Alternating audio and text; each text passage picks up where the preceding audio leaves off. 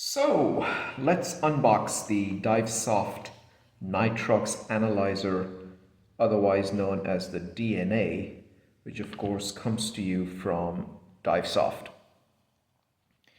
If you want to buy one of these, there's a link in the description. So this is the package, and inside we have got the battery, which we'll see in a second.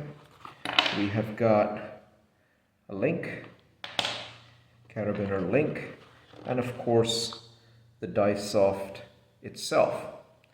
What's really cool about this is there is no single-use plastic here. I really appreciate that from an environmental point of view. The outer sleeve is paper, so that's biodegradable, and the rest of it, there's no plastic. Even the battery comes in a cardboard sort of container. Just open that and show you. See, there's the battery, which is really nice because otherwise a lot of plastic just gets wasted. So let's take a closer look at this now. Okay, it's really lightweight. The unit is very lightweight and very small. And if you're wondering about the weight, so if we just weigh this, this is less than 100 grams. It's only about 93 grams on its own. So it's super lightweight, which means it's very easy to travel with. The other cool thing about the unit is that it's a very, very simple device. There are no displays, there are no buttons, there is no on and off switch. I mean, this is really it.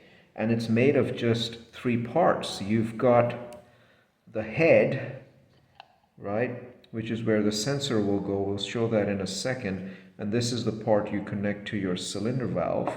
And then you've got the base, which houses the battery and the electronics. And then this is just a tube.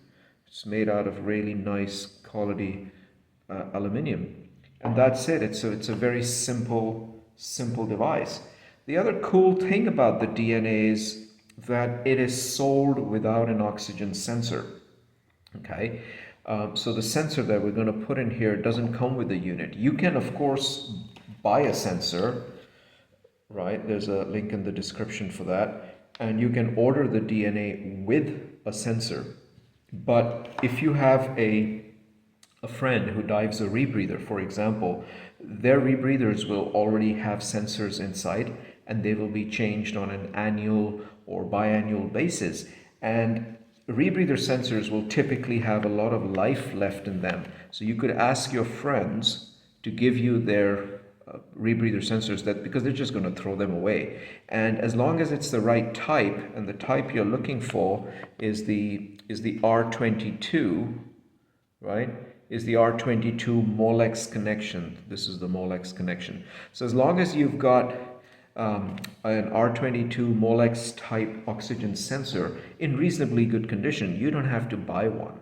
You can reuse rebreather sensors in the DNA, which makes it quite a unique approach to a Nitrox analyzer, which again is really simple and straightforward.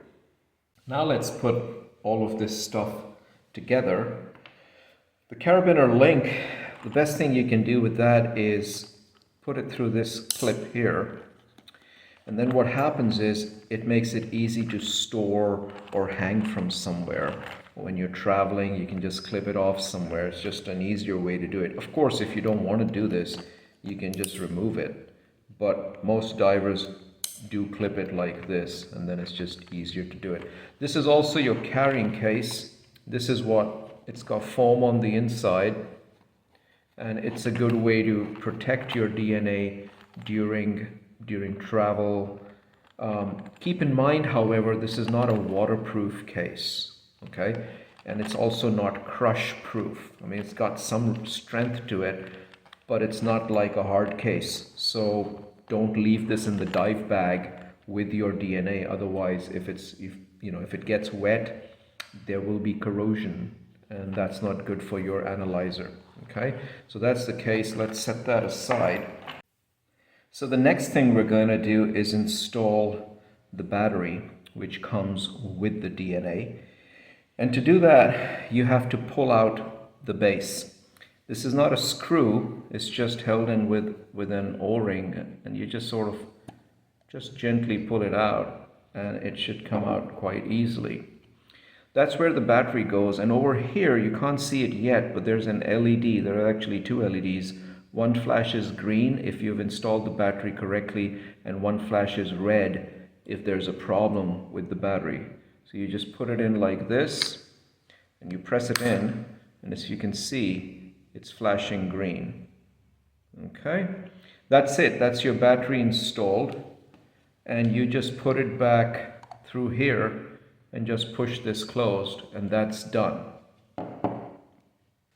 So the next thing we do is remove the head, which again is a twist off, and this is where the sensor is screwed in. You'll notice the sensor has an O-ring here, and we want this O-ring to just be sealing against this surface here. So what you do is these threads need to go in here, and you just gently screw this in. There are no tools needed. You're just screwing this in until it stops. Don't over tighten this. You could break the sensor, you could damage the head. And you'll notice the O-ring is now seated against the seal. That's it. Okay. Next, you go back to your analyzer and you just gently pull out this wire. Now there's enough wire to work with, so just be careful you don't pull it too hard, otherwise you might damage the connector. You'll see on the connector there are these tabs sticking out. These have to mate with this white tab here. There are three holes for these three pins, so you just align them and then you just push it down until it clicks, right? And that's it, it's done. Then you just give it a little bit of a twist to take up some of the extra slack and just push everything together. And that's it. Your analyzer is now assembled and ready to use. Of course, before you can use it, you have to calibrate it. And there's a link in the description for the calibration video.